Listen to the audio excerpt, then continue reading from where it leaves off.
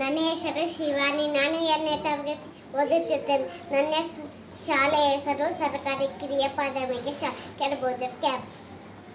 ಗಿರೀಶ್ ಕಾರ್ನಾಡ್ ಇವರು ಭಾರತದ ನಾಟಕಕಾರರು, ಲೇಖಕಕಾರರು, ರಂಗಕರ್ಮಿ, ನಟ, ನಿರ್ದೇಶಕ, ಚಿಂತಕ ಹಾಗೂ ಹೋರಾಟಗಾರರು ಆಗಿದ್ದರು.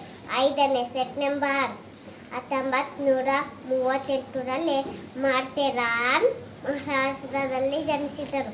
ತಂದೆ ಡಾಕ್ಟರ್ ರಘುನಾಥ್ ಕಾರ್ನಾಡ್, ತಾಯಿ ಕೃಷ್ಣಬಾಯಿ.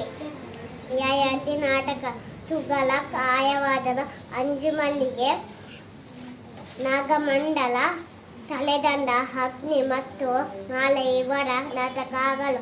1998ರಲ್ಲಿ ಸಮಗ್ರ ಸಾಹಿತ್ಯಕ್ಕೆ ಜ್ಞಾನಪೀಠ ಪ್ರಶಸ್ತಿ ಲಭಿಸಿದೆ. ಜೂನ್ 10, 2019ರಂದು ನಿಧನರಾದರು. ಧನ್ಯವಾದಗಳು.